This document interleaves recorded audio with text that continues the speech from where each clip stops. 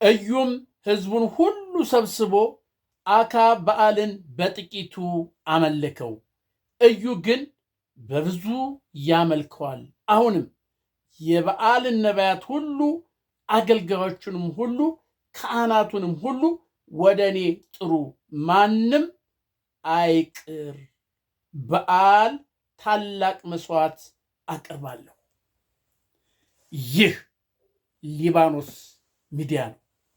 ሰብስክራይብ፣ ሼር፣ ላይክ አድርጉ። ዛሬ ልዩ የሆነ መልእክት ነው የምሰጣችሁ ከመጽሐፍ ቅዱስ አንጻር ስለ ኢዩ፣ ስለ አክዓብ፣ ስለ ኤልዛቤት የሚገልጽ እንትን ነው የማቀርብ። ለምን ብላችሁ ጠይቁ ትችሉ ይሆናል። ይሄ በወታደር ልብሱ ለመጽሐፍ ቅዱስ ልትሉ ትችላላችሁ። ኢዩ ማለት ይሄ ነው። ስለዚህ ከልብሱ ጉዳይ አይደለም። ልብሱ ደግሞ የጀግንነት ነው፣ የቆራጥነት፣ የእውነትነት ምልክት ነው ይሄ ልብስ። ስለዚህ ይሄን ልብስ ለብሼ ነው ዛሬ መጽሐፍ ቅዱስን የምተርክላችሁ። እውነተኛ የሆነ ትክክለኛ የሆነ በዘመናችን የሆነ ያለውን ነገር በአገራችን እያለ የሆነውን ነገር ያን አያይዤ ከመጽሐፍ ቅዱስ ልገልጽ ስለሆነ እባካችሁን ሰብስክራይብ፣ ሼር፣ ላይክ አድርጉ። እንግዲህ ዛሬ አክዓብ የተባለ ንጉስ፣ የእስራኤል ንጉስ ከእግዚአብሔር ሐሳብ ከእግዚአብሔር መንገድ ወጥቶ የራሱን ሐሳብና የራሱን እቅድ የሚያደርግ የራሱ የፈጠራቸው አምላክ ኤልዛቤት የፈጠረቻቸውን አምላክ የሚያመልክ የሚያጥን የእግዚአብሔር ሕዝብ ሆኖ የእግዚአብሔር የሾመው ንጉስ ሆኖ እያለ አክዓብ በሚስቱ ምክንያት ግን በዓልን ያከብር ነበር። የራሱ የሆነ በዓላት አሉ፣ ይሄ ባዕድ አምልኮች። ስለዚህ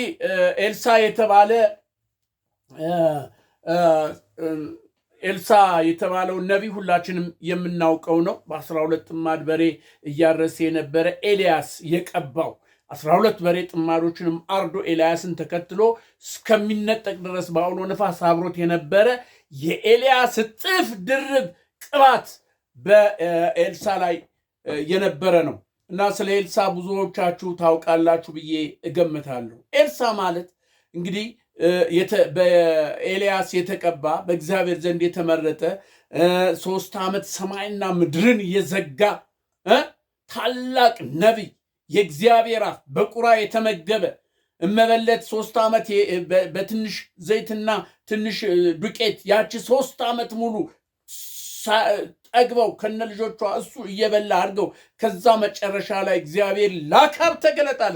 ጽዋ ሞልቷል። የአክዓብ ግፍ፣ የአክዓብ በደል ጽዋ ሞልቷልና ለአክዓብ ተገለጥ አለው እግዚአብሔር። ማንን? ኤልሳን ኤልሳን። ከዛ ለአክዓብ ተገለጠና አክዓብ አንተ ዛሬ አንገትን ብቆርጥ ምናምን አለው። ባለበት ቦታ ሄዶ ፈረሱን ጭኖ ረሃብ ሆኗል፣ ችግር ሆኗል። 3 ዓመት ሰማይ ተዘግቷል፣ ዝናብ የለም። የዶሮ ኩስ በውድ ዋጋ እየተሸጠ ነው። የእርግብ ኩስ በውድ ዋጋ እየተሸጠ ነው። ምን ያህል ራብ እንደነበረ ሰው ልጆቻቸውን እየበሉበት ባለ ሰዓት ነው። ስለዚህ አሁን ይሄን ያደረገው ማን እንደሆነ አክዓብ ያውቃል። ኤልሳ ነው። ሰማይን የዘጋው ኤልሳ ነው። ስለዚህ ኤልሳ ተገኝቷል ብሎ የቅርቡ የሆነው ሲነግረው ፈረሱን አስጭኖ ወደ ኤልሳ ሄደ። ኤልሳዬ ይህ ነፍሰ ገዳይ አንገቴን ዛሬ ሊቆርጥ እየመጣ ነው አለና መልእክት ላከበት። የዝናቡ ሽንብር አደገኛ ስለሆነ በጊዜ ወደ ቤት ሂድ ወይም ይለዋል። በቃ ለአክዓብ አክዓብም እንደዚህ ቦታ እንገናኝ ምናምን ይለውና ይሄዳል። አሁን አክዓብም ሳይገለው ይሄድና በማግስቱ አንድ የሆነ ቦታ ላይ አይፋ ይባላል። አይቼዋለሁ፣ ቦታውን አይፋ ነው። ከዛ በኋላ ኤልሳ ምን አደረገ? የአክዓብን በዓል ነቢያቶች፣ የኤልዛቤትን ነቢያቶች ይምጡ ይሰብሰቡ አለ። ህዝቡ ይሰብሰብ እዚህ ቦታ ላይ አለ። እግዚአብሔር የሚሰራውን ታያላችሁ፣ ተሰብሰቡ አለ። የእስራኤል ህዝብ ተሰበሰበ እና አሁን ተሰበሰበ። ህዝቡ እንደተሰበሰበ ምን አላቸው? አካብም አለ እንዲህ አላቸው፣ እናንተ እስራኤላውያኖች እስከ መቼ ነው በሁለት እግር የምታነክሱት? በዓል አምላክ ከሆነ እሱን ትከተላላችሁ፣ እግዚአብሔር ደግሞ አምላክ ከሆነ እሱን ትከተላላችሁ። ስለዚህ ዛሬ ትመርጣላችሁ የምታመልኩትን አምላክ አለና ከዛ በኋላ እውነተኛው አምላክ አሁን ይለያል አለ። መስዋዕት ይቅረባል። ለእኔም አንድ ስጡኝ። ለ400 የበዓል ነቢያቶች 450 የአጸደ ምናምን ነቢያቶች አሏት የኤልዛቤት። እነሱ 850 ተሰበሰቡ። ህዝብ ተሰብስቧል። ግጥም አለ። በቁ አሁን አለ እናንተ ብዙዎች ስለሆናችሁ እናንተ መስዋዕት አቅርቡና እናንተ አምላካችሁ መጥቶ ይሄንን መስዋዕት በሳት የሚበላ እሱ አምላክ ነው አለ። ከሰማይ እሳት ወርዳ ይሄንን መስዋዕት ይሄ በላ እሱ አምላክ ነው አለ። ህዝቡም አዎ ይሁን አለ። ከዛ እነሱ ይሄ ራቁታቸው ሆኑ። መስዋዕቱ ተደረደረ፣ ተቀመጠ። ስጋው አረዱ፣ አስቀመጡ። ወይፈኑን በቃ እያሸበሸቡ መዞር ጀመሩ። አምላካቸውን እየጠሩ ደማንትን ይሄ እየገረፉ ሰውነታቸውን ራቁታቸውን ነው ከዚህ በታች ነው የለበሱት። ራቁታቸውን ባለንጋ እየገረፉ ይጮሃሉ። ምን ይላሉ? በቃ ቢሉ እሳት ከየት ይምጣ? አይ ምናልባት አምላካችሁ ስራ በዝቶበት ተኝቶ ይሆናል፣ በደንብ ጥሩት እንጂ ይላቸዋል ኤልሳ። በደንብ ጥሩት ቢሉ እስከ መስዋዕት ሰዓት ድረስ ምንም አልሆነም። ልክ የመስዋዕት ለእግዚአብሔር የሚቀርብበት የመስዋዕት ጊዜ ሲደርስ አሁን ህዝቡ ምን አለ? ኑ ወደ እኔ አላቸው። ኑ አለ። መጡ። ወይፈኑ ተቆራረጠ፣ መስዋዕት ተደረገ። በመልክ ጉድጓድ ተቆፈረ፣ እንጨት ተደረገ። እዛ እንጨት ላይ ስጋው ተቀመጠ። በሉ ውሃ አንጡ አለ። ውሃ ክተቱበት አለ። ጋን እንትን ውስጥ ይሄ ጉድጓድ ውስጥ ውሃ ተከተተ። ሙሉት አለ እስከ አፍጤ ባለ ውሃው። አሁን እንግዲህ ተመልከቷል። ከዛ በኋላ ያ ሁሉ ካለቀ በኋላ ህዝብ ተሰብስቧል። ኤልሳ አለና እጁን አነሳና እግዚአብሔር ሆይ ኤሎሄም አለ፣ አንተ አምላክ መሆንን እንዲያውቁ እሳት ከሰማይ መጥቶ ይሄን መስዋዕት ይብላ ነው ካለ እሳት ጉብሎ ገባ ከሰማይ እንደ መብረቅ ጉብሎ በቃ ያንን መስዋዕት ውሃው ሳይቀር አፈሩ ሳይቀር ላሰች። ከዛ በኋላ ህዝቡ እንትን አለ፣ በቃ ተደፋ። አምላካችን አለ ሰገደ። በሉ አለ እነዚህን የበዓል ነቢያቶችን ያዟቸው፣ አንድ እንዳያመልጣል። እነዚህ የበዓል ነቢያቶች 850 እዛ ላይ ታረዱ። ከዛ በኋላ አካብን ሂድ አለው። ሂድ፣ የዝናቡ ሽንፍር ኃይለኛ ነው፣ ስለዚህ ቀድመህ ሂድ፣ ሩጥ አለው። ከዛ በኋላ ኤልሳ ሄደና አንድ ቦታ ላይ ተንበረከከና በቃ እግዚአብሔር ሆይ የዝናቡ ሽንብር ይታየኛል፣ ይምጣ አለ። ገያዝን እስቲ ተመልከት፣ ሰማዩን ተመልከተው አለ። ይመለከታል። አረ ምንም የለም አለ። ይጸልያል፣ ተመልከታል። አረ ምንም የለም። 7 ጊዜ መጨረሻ ትንሽ የእጅ መዳፍ የምታክል ዳመና ያለሁ አለው። ፍጠን በሉት፣ አካብን ፍጠን በሉት፣ ውሽንፍሩ ኃይለኛ ነው፣ ፍጠን ሂድ በሉት አለው። እዛ በኋላ ኤልሳ ሽርጡን አሸረጠ።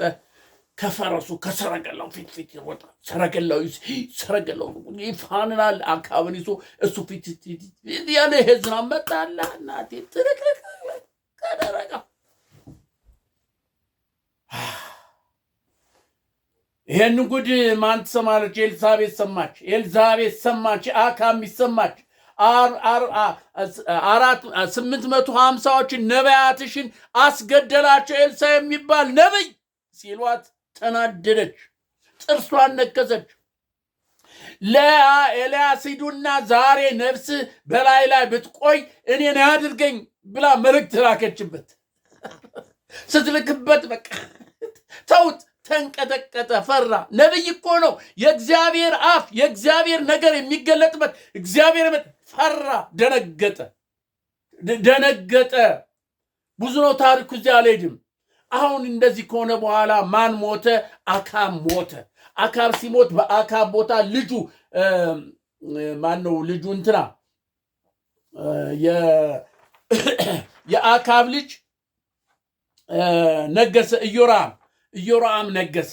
ኢዮራም በነገሰ ጊዜ እዩ የተባለ የአካብ ባለሟል ወይ እንደ ጠቅላይ ሚኒስትር እንደ ምናምን አይነት ማለት ይሄ የጦር ሰራዊት በጦር ሰራዊት እንደ ታማጆር ሹም ምናምን የቅርብ ነው ይሄ ነው እዩ ማለት። ስለዚህ ይሄንን እግዚአብሔር መጥቶ ቀብቶታል። ላሳጥርላቸው ረጅም ስለሆነ ብዬ ነው ወደ ዋናው እንድመጣ ስለቀባው። አሁን ኢዮራም ነግሷል። በአካብ ቦታ መጣላ ሰራዊቱን አሰለፈ። እዩ አሰለፈና በቃ በፈረሱ እያገሰገሰ ሲመጣ የኢዮራም ይሄ የሚጠብቁት ኧረ እንደዚህ እየመጣ ነው። ምንድን ነው? እዩን ይመስላል አካሄዱ። እስቲ ሂድና አጣራ። ፈረሰይት ሄድና እዩ ሆይ ንጉሥ ሆይ ምን አለ? ሰላም ነው ወይ ስለው ከሰላም ምን አለ? ተከተለኝ ከኋላ። ሁለተኛውንም እንደዚያ አደረገና መጨረሻ ሄዶ ኢዮራምን ይገለዋል። ኢዮራም እንደተገደለ እሱ ጋር የነበረውን ናቡቴ የሚባል እስራኤላዊ አካብ አስገድሎ እርሻውን የወሰደበት ንብረቱን የወሰደበት ይሄ ለልማት ይሆናል፣ ይሄ ለእንደዚህ ይሆናል፣ ለብልጭልጭ ይሆናል ብሎ በግድ ገሎ የወሰደበት ቦታ ነበረ። የዚያን ጊዜ እዩ አብሮ ነበረ። ናቡቴ ሲገደል እዩ አብሮ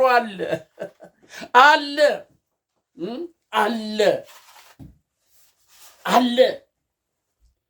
የናቡቴ እርሻ ሲወሰድ የኖረበት የእናት የአባቱ ቀዬው ሲፈርስ ሲወሰድበት ለልማት ደስ ይለኛል እፈልገዋለሁ ብሎ አካብ ንጉሱ እሱን ለመውሰድ ሲል እሱን ገደለው። ግን ኤልሳ ተናግሮ ነበር፣ የናቡቴን ደም ውሾች እንደላሱት ያንተንም ደም ውሻ ይበለዋል ብሎት ነበር። ከዛ በኋላ ኢዮራም ተገደለ። ምን አለው እዩ? ሂድና እዛ እኔ እናንተ ከአካብ ጎን ሁነን በፈረስ የተናገረውን ሰምተሃል አይደል? ነብዩ የተናገረውን ሰምተሃል። ስለዚህ ሂድና የናቡቴ ደም ናቡቴን ውሾች የበሉበት ቦታ ላይ እዛ ጣለው አለውና እዛ ጣለውና ወዴት ሄደ? ወደ ገሰገሰ። ወዴት? ወደ ኤልዛቤት ሰማች። እዩ እየመጣ ነው ተባለች። እዩ መጣልሽ ኤልዛቤት ሆይ እዩ መጣ አሏት። እዩ መጣ እንዲህ ይላል። እዩም ወደ ኤልዛቤል መጣ።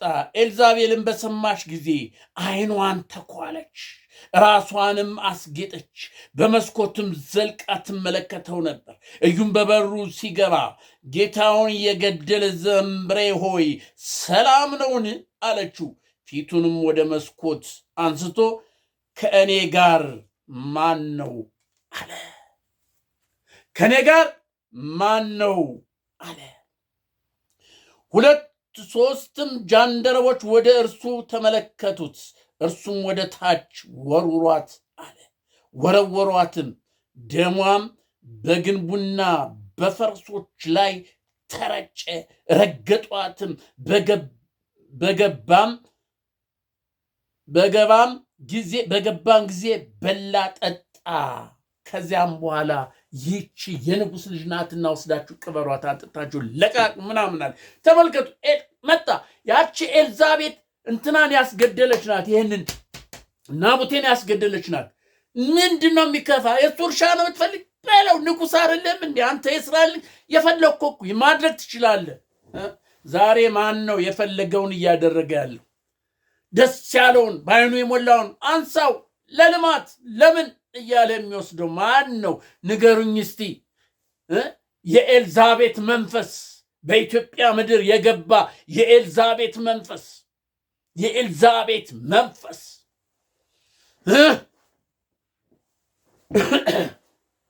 ኢትዮጵያን እያጠፋ ያለው ኢትዮጵያን እያወደመ ያለው የኤልዛቤት መንፈስ መመታት አለበት። እዩ መነሳት አለበት። እዩ ለኢትዮጵያ ትንሣኤ እዩ መምጣት አለበት። እዩ መነሳት አለበት። እዩ እኮ የአካብ ጋሻ ጃግሬ ነበር። የአካብ የቅርብ ነበር። ምናልባት የእዩ መንፈስ ያለበት ሰው ሊነሳ ይችላል። እመኑኝ፣ ይነሳል። አካብን ሲያገለግል የነበረው እዩ በእግዚአብሔር የተቀባ የእስራኤልን ሕዝብ ነፃ የሚያወጣ ጣዖትን አምላኪዎችን የሚያጠፋ እዩ ይነሳል በኢትዮጵያ ምድር። እመኑኝ። የስንት ሰው እንባ፣ የስንት ናቡቴዎች ናቸው በኢትዮጵያ የተገደሉት? ስንት ናቡቴዎች ናቸው ንብረታቸው የተዘረፈ? ስንት ናቡቴዎች ናቸው በኢትዮጵያ ምድር ደማቸውን ውሻ የላሰው ስጋቸውን የበላው? እናንተ ስንት ናቡቴ ነው በኢትዮጵያ ምድር ያለው? ኤልዛቤትን እዩ ሲመጣ ልታስጎመቸው ልቡን ልትወስድ ተኳኳለች፣ ተብለጨለጨች፣ አማረች። በቃ ከርቀት ስታይ የምትስብ ሆነች። ጻርባኝ አንቺ ብልጭልጫን እንዲህ እንኳን ብሎ አላያትም። በመስኮት ወርውረው ነው የጣሏት። ጊዜ እንኳን አልሰጣትም። እንደዛ አይነት እዮች በኢትዮጵያ ምድር ይነሳሉ። እናንተ ክርስቲያኖች፣ እናንተ ፓስተሮች፣ እናንተ ወንጌላውያን ነቢይ ነኝ የምትሉ እውነቱን ተናገሩ፣ እውነቱን ስበኩ። አለበለዚያ ተጠያቂ ናችሁ። እዩ እሱን እንዳደረገ ከዛ በኋላ ወዴት ሄደ? ወደ የበዓል ነቢያቶችን ሰብስቡልኝ አለ። ሰብስቡልኝ። አካብ ማን ያለ? አካብ ኤልዛቤት በዓልን በጥቂቱ ነው ያመለከ፣ እኔ ግን በብዙ አመልከዋለሁ። ሰብስቧቸው፣ ጥሯቸው፣ መስዋዕት ያድርጉ፣ ልብስ አውጡላቸው፣ ይልበሱ አለ። ተሰበሰበ። ይሄ የበዓል ነቢያት በቃ ከአካብ የበለጠ ንጉሥ መጣልን፣ በቃ መብታችን የሚያስከብር መጣልን፣ እንደ ልብ እንድናመልክ የሚያደርግ መጣልናል። አንድ ሳይቀር በእስራኤል ምድር ያለ የበዓል ነቢያት ተሰበሰበ። አንድ ሳይቀር በሙሉ ተሰበሰቡ። የመስዋዕት ተቀረበላቸው። ግምጃ ቤቱ ተከፍቶ ልብስ ተሰጣቸው፣ ለበሱ። በቃ አሸበሸቡ፣ ልላሉ፣ ደስ አላቸው። መስዋዕት አቀረቡ። ልክ መስዋዕት አቅርቦ በጨረሱ ጊዜ ምን አለ እዩ? ወደ ስንት ሰዎችን አዘጋጀና አንድ ሰው ቢያመልጥ አላቸው፣ ደሙ በእናንተ ላይ ነው። አንድ ሰው ቢያመልጥ ግቡና ግደሏቸው። እነዚያ ሰዎች ገቡና የበዓል ነቢያቶችን አምላኪዎችን እዚያው እንዳሉ ከነ መስዋዕታቸው ጨረሷቸው። አንድ ሳይቀር የበዓል ነቢያቶች፣ ሐሰተኛ የበዓል ነቢያቶች፣ ሐሰተኛ ወንጌላውያን፣ ሐሰተኛ ፓስተሮች፣ ሐሰተኛ ትንቢት የሚያመጡ እዛው በሙሉ እዩ ጨረሳቸው። እስራኤል ነፃ ሆነች። የእግዚአብሔር ቁጣ በረደ። እስራኤል ነፃ ሆነች። እዩ ማለት ይሄ ነው። ስለ እዩ የአካብ የቅርብ የነበረ አካብ ሲያደርግ የነበረውን የነበረ የአካብን ግፍ የነበረ የኤልዛቤትን ግፍ በሕዝብ ላይ ስታደርግ የነበረችውን በሕዝብ ላይ ያፈሰችው ደም ያይ ስለነበረ እግዚአብሔር በበቀል እዩን አስነሳው። ምስጢሩን የሚያውቀው አብሮት የነበረውን ጓዳውን የሚያውቀውን እዩን እግዚአብሔር ቀባና አስነሳው። አካብ የአካብን ዘር የሙሉ ኤልዛቤትንን ዘቅዝቆ ገደለ። ዛሬ በኢትዮጵያ ምድር ውስጥ ያላችሁ የናቡቴዎች ገዳዮች ወዮላችሁ። ንስሐ ካልገባችሁ እዩ ይመጣል። እዩ እየመጣ ነው። ተጠንቀቁ። እዩ እየመጣ ነው። ንስሐ ግቡ። እዩ እየመጣ ነው። በኢትዮጵያ ምድር እዩ እየመጣ ነው። እናንተ እዩ እየመጣ ነው። ኤልዛቤት በብልጭልጯ ቤታ ወርቁን ገፋ ነገራቸው። አይኗን ተኳለች። አዲስ አበባ ተኳለች። አየናት እኮ ብልጭልጩ መብራቱ በፂ ሂድ በለው በዛ የኤልዛቤት መንፈስ ያብለጨልጫል፣ ለዓይን ይስባል። ግን እሱም ማይስበው እዩ እየመጣ ነው። የኤልሳቤልን የሚያጠፋው በመስኮት ወሮ የሚጥል ኢዮብ እየመጣ ነው። ንስሐ ግቡ እናንተ የናቡቴ ገዳዮች፣ ናቡቴን ያፈናቀላችሁ፣ የናቡቴን ቤተሰብ ያፈናቀላችሁ፣ ያባረራችሁ እናንተ ንስሐ ግቡ። እዩ እየመጣ ነው። ንስሐ ግቡ። ከቁጣው በትር እንድትደርፉ ንስሐ ግቡ። እዩ እየመጣ ነው። እመኑኝ፣ እዩ እየመጣ ነው። እየመጣ ነው። እየመጣ ነው። እየመጣ ነው። እዩ እየመጣ ነው። ኤልዛቤልን ሊበቀል፣ የበዓል ነቢያቶችን ሊበቀል፣ እስራኤልን ነፃ ሊያደርግ፣ የእስራኤልን የበዓል ነቢያቶች የሐሰተኛ መንፈስን ሊያጠራ እዩ እየመጣ ነው። የኢትዮጵያን መንፈስ በኢትዮጵያ ያለውን ይሄ የበዓል ነቢያት የሐሰተኛ ነቢያትን የእነሱን ሊያጠራ ከኢትዮጵያ ምድር ሊያጠፋ ጽዋው ሞላ። እዩ እየመጣ ነው። ንስሐ ግቡ። ንስሐ ግቡ። ንስሐ ግባ። ዶክተር አብይ ንስሐ ግባ። እዩ እየመጣ ነው።